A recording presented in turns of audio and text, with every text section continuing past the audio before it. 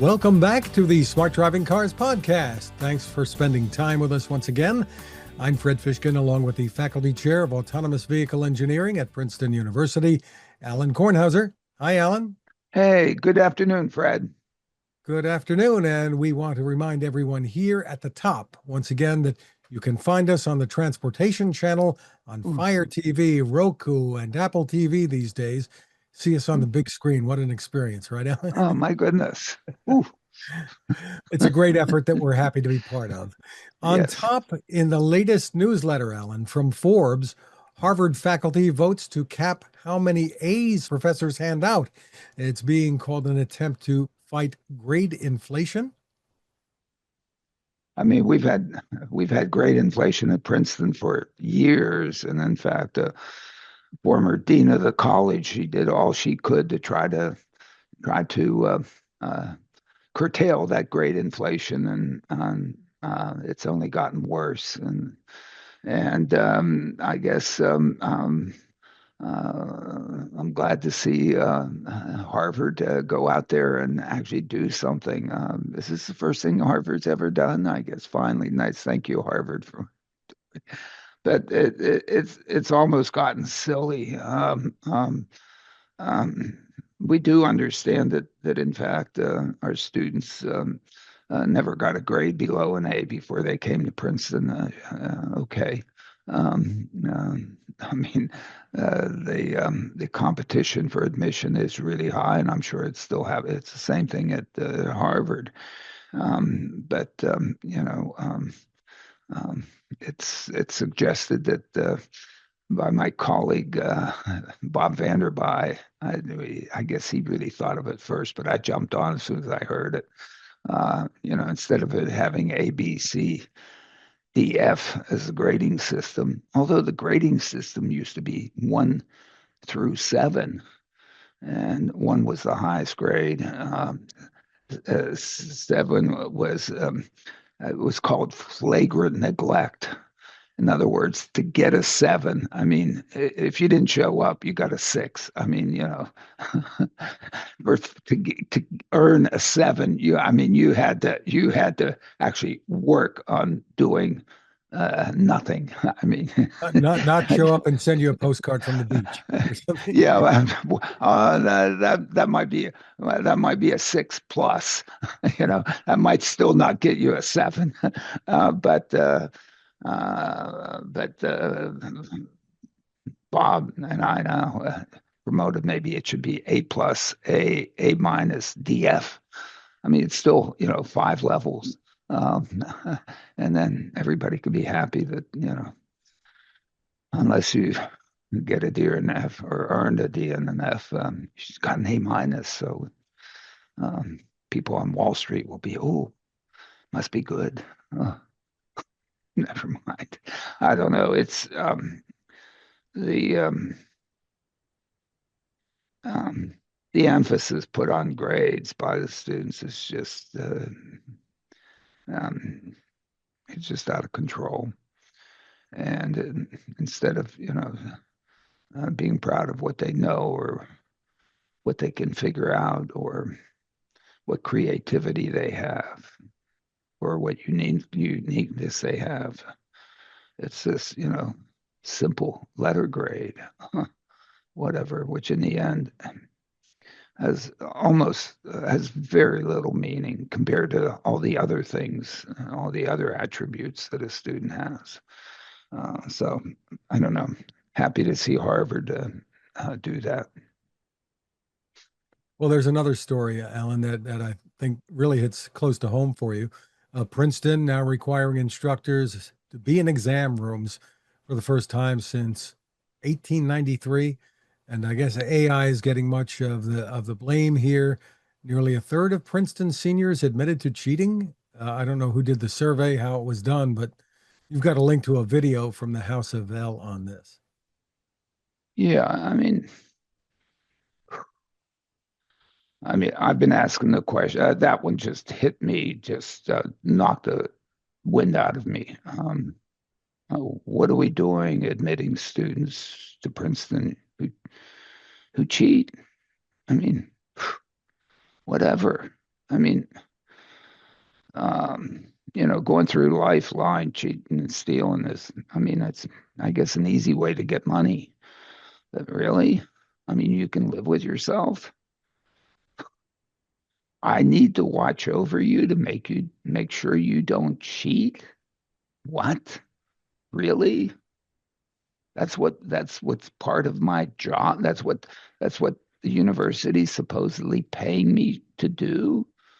No, university, you don't have enough money to pay me to do that. You just don't have enough money. I refuse to do it. Don't take my class. Don't let me be your thesis advisor. Don't ask me for advice. Plenty of people, other people. I'm not going to do it.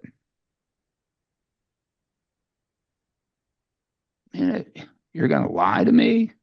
You're going to cheat? Are you kidding? What the heck are we here for? Whoa. You know, I'll throw admissions under the bus. What are we doing admitting kids that are going to cheat? You mean all the AI and all the Claudettes and all the ChatGPT poops and all toots and whatever they are and so on can't help admissions until did the applicant cheat in his or her application? If so, they're off the list. We only admit, this many out of that many. Can't we choose those, throw out all those that cheat? Can't we figure that out? Likelihood of cheating? Then let's pick top of that group. I mean, what are we doing here? And I know blaming there are it attempts blaming it now. on AI, Oh, blaming it on AI is just not. No, AI is a tool, just like a steam shovel is a tool, just like a steam locomotive is a tool, just like this thing's a tool right. for you to take stuff that it's not stuff that a human really should do, doesn't need to do. I, I was going to say, Alan. If it does your long division for you, great. You've taken some test on, second grade that, hey, you know how to do long division.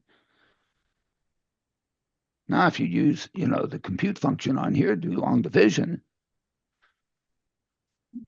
we won't ask you to cite that. Okay. And our exams aren't, hey, how well do you do division? We don't care if you use long division or a calculator, because we have a deeper question to ask you on an examination. And what's the purpose of an examination? It's not really for me to give you a grade. It's for you to study the material again and learn it better. That's the reason.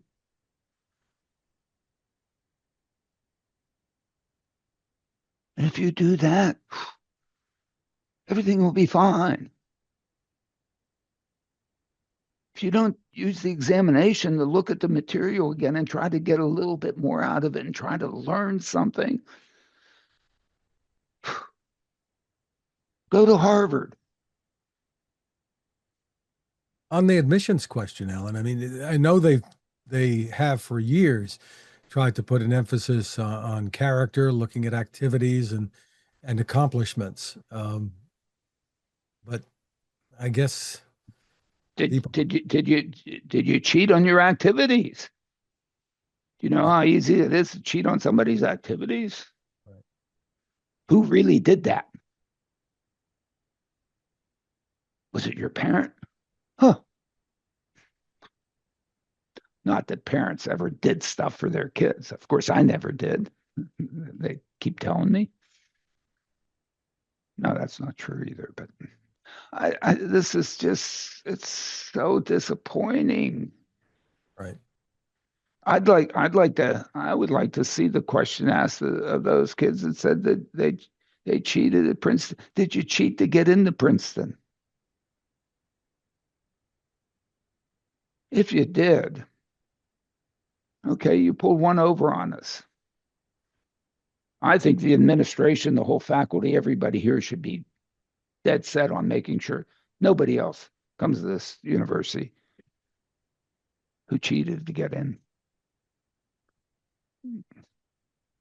Let's hear that from all the, as far as really, I don't know what's going to happen in the fall when I just tell them whoever's in the class in the fall, hey, if you're going to cheat, take something else. How many courses are being offered at Princeton in the fall? Mine's not required. And that will be your, That's it. I'm intending that to be my opening statement. is that going to be year 55, Alan? How many years? I've been there. I'm trying This to will be count. I think my second year at Princeton. I don't know anything that's going on here. I mean, it's just so depressing. Well, I mean, yeah. I hope that those that said, admitted that they had cheated at Princeton say to themselves, "Oh my goodness, what have I done to myself?" The proctoring wasn't about getting other kids to turn you in. It was so you could look at yourself. Because guess what? You know you cheated. You know you got what you got because you cheated. So guess what? You have to live for yourself. You have to live with yourself. Have a ball. Right. Yipes. I'm distraught over it, but whatever. You know, forks in me, I'm done. Whatever. Well, moving on in the newsletter, Alan. Yeah. SpaceX has filed Form S1 with the SEC, poised to Yeah. go public. It's expected to be, I guess, the largest IPO in history. Oh, who knows? Who knows what? I guess I hope they didn't cheat and those that estimated whatever. And I guess yesterday when they're scrub, I'm saying to myself, "Oh my goodness, please, don't push the button if you're not really sure," because I could just see them just screwing the whole thing up by blowing that thing up on the Fed and saying, "Oh my goodness, we got to do it now." Um, I thought, hey, I mean that the president that is a good organization as far as I look at it. I look at their accomplishments. I look at what they have in there. I look at what they're doing. I look at the way they're doing. I look at the people that they put up there to basically tell us about what's going on. It is all it is all, as far as I'm considered, first class. And I can't believe they have cheaters in there. I just don't believe it. Oh, but it's Elon. Well, you're jealous. I get out of here. I mean, get whatever. Um, I don't know. I'm just, I, I I just hope that going public doesn't ruin them. But so far they've just. If I look at what a what an entity has done, sure, okay, yes, it's whatever. Nothing is perfect, whatever. But if I look at that, what that company's done in terms of achievements, in terms of the good versus the not so, I mean, they're it's a no-brainer. And good luck. I'm happy to see that people will make some money off of it. And if Elon makes money off of it, God bless him. I mean, gee, otherwise we probably wouldn't have it at all. And I guess the point Yeah, was and it Twitter will was enable a them to do mess. more, right? Twitter was a mess. Sorry, whatever. Is it really cleaned up? Is anything on the inner tubes cleaned up? I don't know. I mean, look at what the heck's going on with some of them. I mean, people are using this stuff to cheat. Come on, it's a tool to help you be more creative, help you do the next job, have some shoulders to stand on. Cite it. Just say, hey, it helped me. And here's what I created on top of it. That's what's good. Not here it is, it's my work. That wasn't appropriate. That wasn't appropriate when we did it in libraries and open up and took quotes out of books or the Encyclopedia Britannica or any of these things. It was inappropriate then. It was inappropriate 500 years ago. It's always been inappropriate.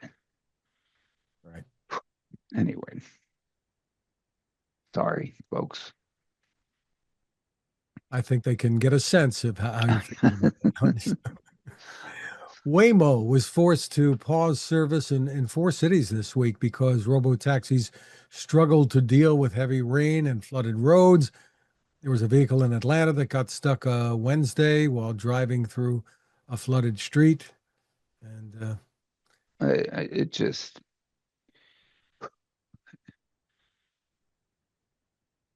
when we did the DARPA challenge in 2005, um, unfortunately, we didn't have one line of code in our stuff, and therefore we didn't do many memory management properly. And after 9.8 miles, we ran out of memory. Why? Because we were saving the location, historic location of every object we had detected to get that far.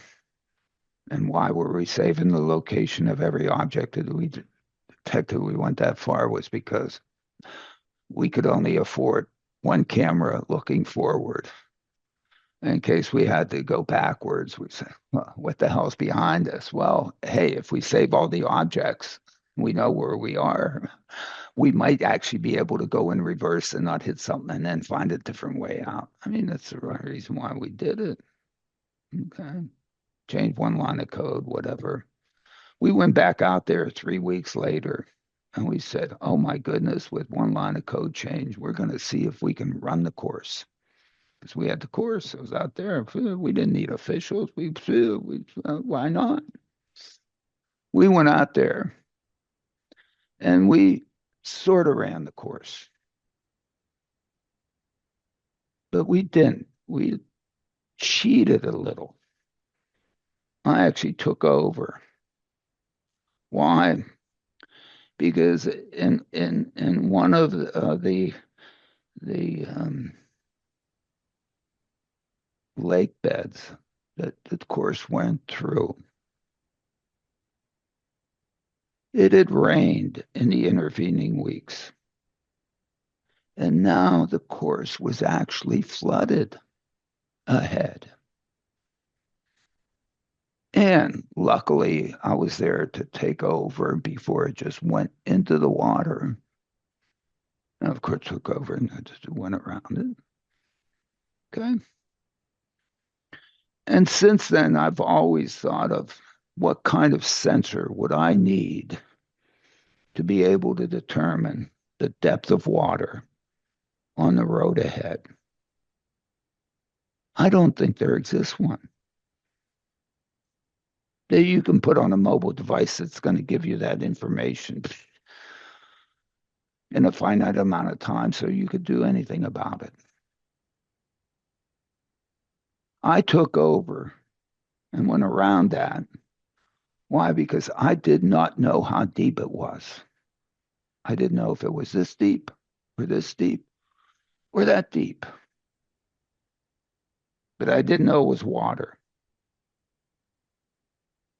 And because I did not know, I went around. Every one of these things needs to have that somewhere in its compute, whatever. because you don't know. There isn't whatever you can't. And basically, what it tells me in terms of what when we do handy rides in terms of our operational policy, we're not going to run in thunderstorms, heavy rains with warnings about flooding.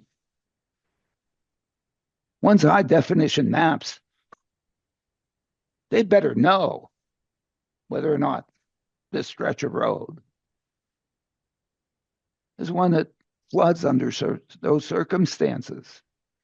I'm shocked that Waymo didn't know. They knew the weather forecasts. We do weather forecasts today really well. Must have known. Were the people in the Philippines sleeping? All these things have to have oversight. They don't provide oversight over their vehicles and say, hey, yo, it's thunder, so I had up. Hey, cool it. Or we're going to suspend service. New Jersey Transit suspends service on its rail lines all the time for whatever reason. They don't promise the public that they're going to operate 24/7, 365.25.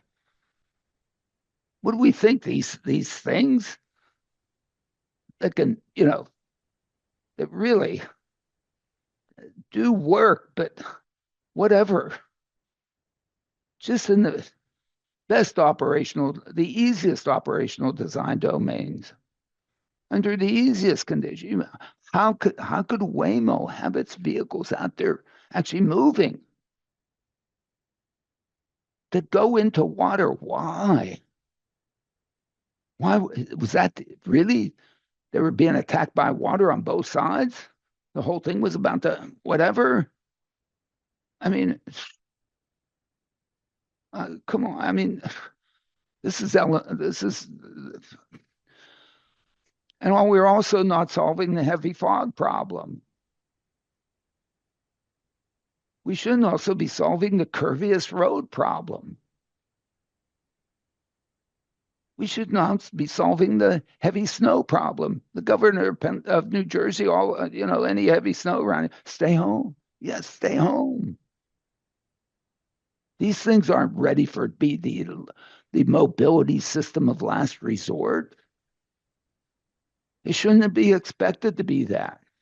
We shouldn't have to wait until they can do that before we start getting some of the value out of this darn thing that so many people have spent so much time and so much effort to create.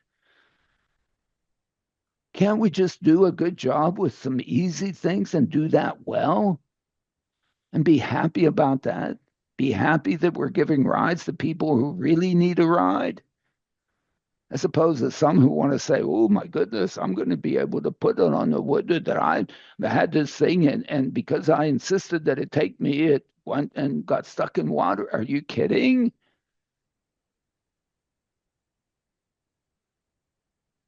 Since when is that an objective of all this stuff? Right.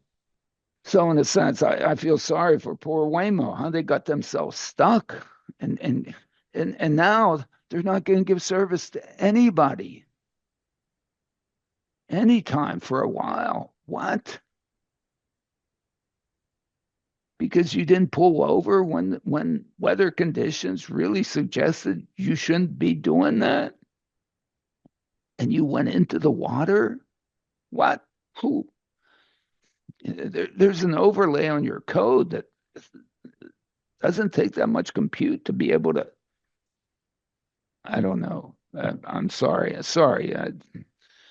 And then, of course, the press has to, oh my goodness, they can't go through a flooded road. I mean, how many cars in Atlanta were also stuck in flooded roads for an hour? I guess they don't bother reporting. Never mind. Right. Boy, I'm in a mood today, aren't I? Let's see what we can. I think we're going to get you in a better mood with the next one, I Alan. hope so. I'm depressed. Seval Oz, recently confirmed as Assistant Secretary of Transportation for Research and Technology at the US DOT. She's slated to deliver a keynote at an autonomous vehicle conference at the end of next week in Jacksonville. Her keynote is titled Boca Pilot Raton, Program. Boca Raton, and Boca Boca Raton, Raton. sorry, right. Yep. Her keynote is titled From Pilot Programs to Scalable Real World Deployment, Building the Affordable Autonomy Economy. I know you're looking forward to that. Yeah, I mean, I absolutely. We're barely across the start line of this thing. And let's start getting some real value out of it because it has to scale, or you don't get you don't get any appreciable value if you don't scale. Okay, because any of the things you're doing any value to are just, you just get a little bit, just because somebody now has the opportunity to go get their hair done and get back home, you know, that is very valuable to that person. That really improves their quality of life. But in terms of the whole thing, it's a small amount. This is you got to do a lot of it. There are 1 billion person trips today in the USA. 1 billion of them. Okay, there are 1 billion of them every day.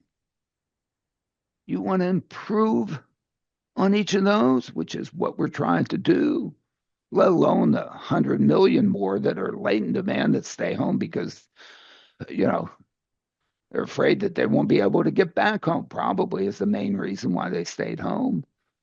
Why? Because they couldn't afford it to do that. I don't know, didn't have the right, whatever, to do that.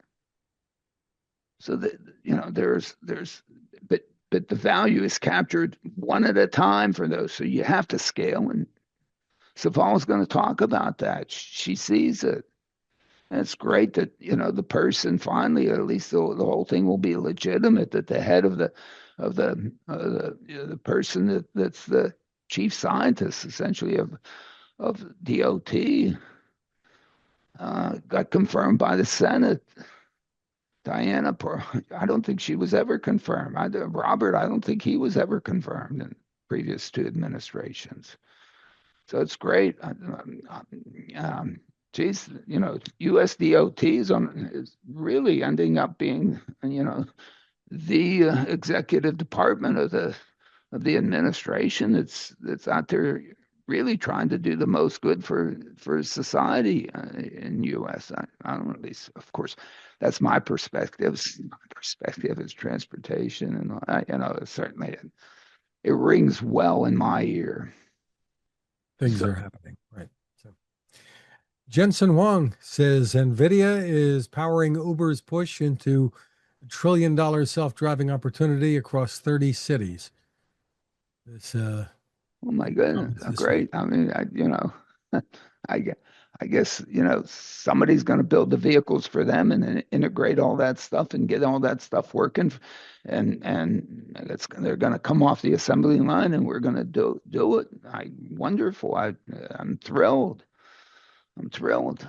And if it's NVIDIA's providing the chips to do that, they're probably the most. I of course think they're the most competent folks out there doing it. I've loved watching them evolve from a gaming company to I mean, my goodness, what a what an evolution. Okay, um, that's fantastic. Great, can't wait to see it. Let's see, 30. Why only 30 cities? How many cities are there in the United States? How many? What made those 30 cities the important ones? We have more state capitals than that number. You mean every state capital doesn't deserve it? Plus every other? What? It's only the Manhattans of the world? Are you kidding me? Last place that you need these? Never mind. You don't want to know my view on that one. I mean, they have a great subway system. Moving on, Alan. The MTA, I'm just trying to get the MTA to love me or something like that. No, I don't think anybody's ever said, no, they do. I mean, if you have to move that many people from where they are to where they want to go, whoa, Right. you're going to have a heck of a mess if you try to do it in the cars that, in Uber within. It's not even conceivable. Right. Maybe for the few that are so whatever. Great. Let's give them more. Whoops. Everybody just turned the thing off. Alan, you've got I a you've just got I just ruined the transportation channel. Never mind. Alan, you've got a link in the newsletter to the latest musings on mobility from our friend Michael Sena, which we encourage everyone to read. Absolutely. Just enjoy life. Read that. michaellsena.com is the site. And from Bloomberg, EcarX, backed by Geely's Li Shufu, will sell robotaxis to May Mobility in a $750 million deal that's going to involve, I think, thousands of vehicles. Well, I hope so. 750M divided by 1,000, you know, you know, should be a few. It's a lot of money to have available to buy those, to lease them, to put them out there, to then, these things then are productive elements in society, which actually should generate a return for May Mobility. We've been And in watching this for fact, some time, right? great, wonderful. A Wonder bill. if is Jensen going to power those too? I mean, why didn't he include May Mobility in his? Never mind. A bill that would have allowed driverless cars in Minnesota did not pass as the legislature there wrapped up the latest session. I guess disappointing to some, but states sometimes fall behind. Yeah, well, that's why we need the federal regulation, which is coming out, and hopefully the federal regulations, because these vehicles will need to be in interstate commerce. Okay, they are commercial. I mean, I look at these things as commercial vehicles, and the commercial vehicles are either moving people or goods. Okay, and the commercial operation is the opportunity. Whether or not we end up owning them for our own whatever. Well, if we're going to own them, they don't, because I mean, we will have to be there overseeing them and be the responsible entity in them. Otherwise, I'm not sure that the public is ready to have their vehicles to be responsible enough to send their vehicles out there without without them being responsible. And if they're not there, I don't know. I just don't know how that plays out.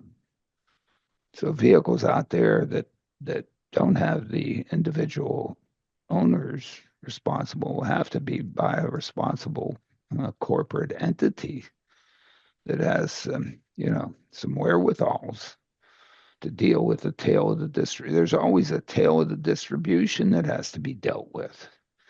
Everything has a tail. I don't think the individual is prepared to deal with the tail. Um, maybe they can buy services that deal with the tail, but services that that protect deal with the tail or those are expensive. So I don't know. Um, but a corporate entity whose mission is to be in that business, whose expertise is to be in that business, whose reputation is to be in that business, they might have a chance. That's what Waymo and Uber and others are, I guess, positioning themselves to do. Maybe handy rides. Well, you alluded to the legislation in Washington, the Surface Transportation Reauthorization Bill. You've got a link in the Yeah. newsletter to the bill, and I guess work is continuing. Yeah, work's continuing. So that's the, first form of that bill, what actually appears in the House and what ends up appearing in the Senate, and then what passes, um, as a compromise between the Senate and the House bills, and gets signed by the president. We'll wait and see. But that's the opportunity to have a unified U.S. approach to all this. And it really needs to be a U.S. approach. It almost can't be a local, um, state or local approach.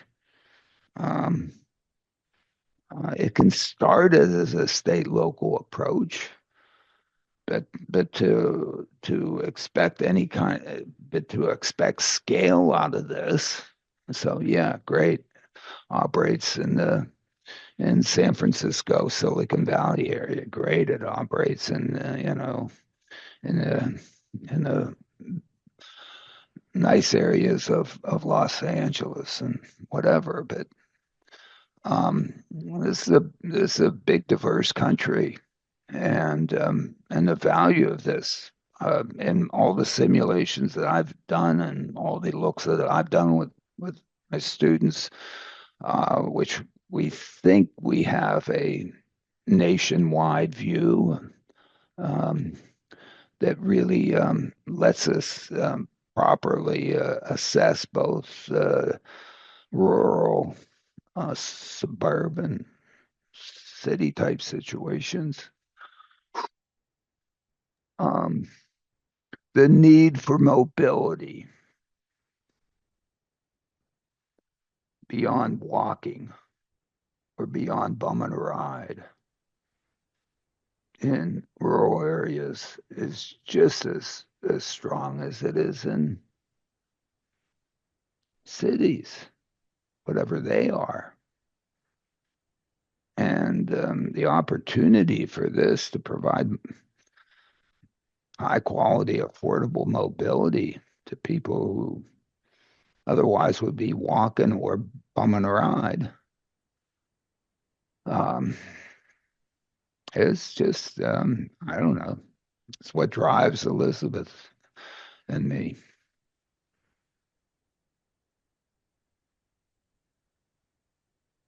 Terrific, Alan. Let's keep the progress going. Let's hope anyway. So, Yeah, I think, look, it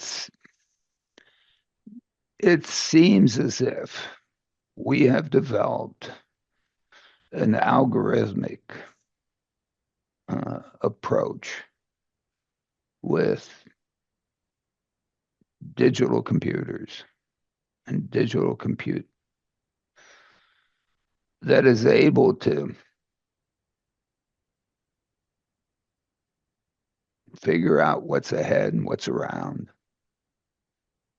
and basically produce two fundamental outputs: steering angle, throttle position. Just really two numbers.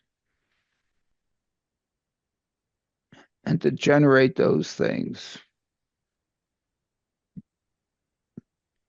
so fast, 30 times a second, and so well, that where I sit now, it without a doubt drives me more safely than I can drive myself. Now, maybe all the Alzheimer's and all the whatever and all the physical and the do is like gone. But it's not even close.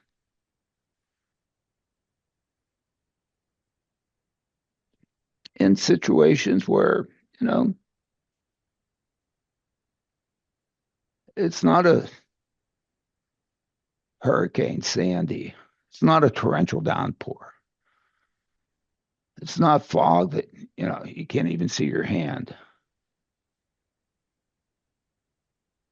It's not snow that can't even plow through it.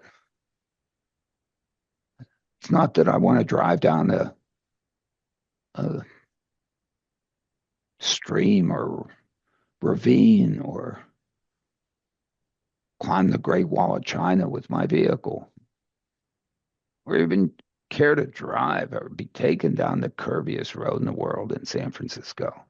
Although that thing happens to be pretty darn easy.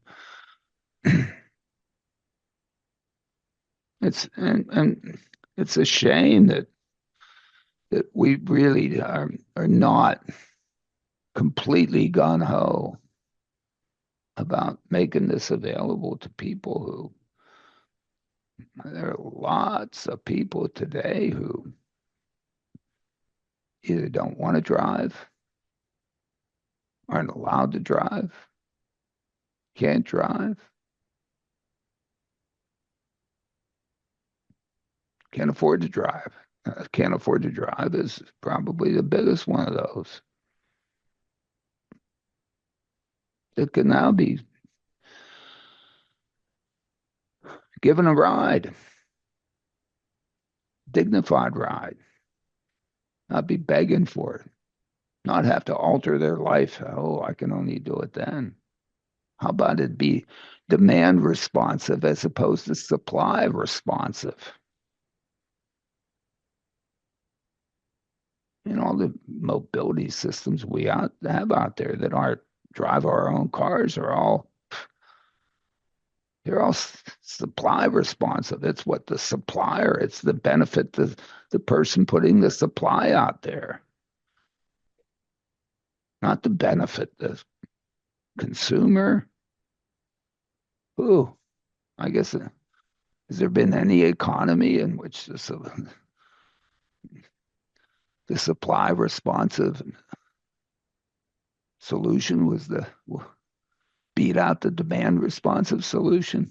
I don't know. I can't think of one, but I'm sure, those of you out there can, maybe. And it's a shame that, oh my goodness. Whew, I've been giving rides to a lot of people lately. There hasn't been one of them that said, oh my goodness. Whew, this is pretty damn interesting. Anyway, but maybe I've it's bias sample. Hey, I didn't put it in a peer reviewed whatever. I don't know. Since Elizabeth and I are just doing it for ourselves, I guess, we're just trying to see, we're just trying to learn ourselves. We're just trying to educate ourselves.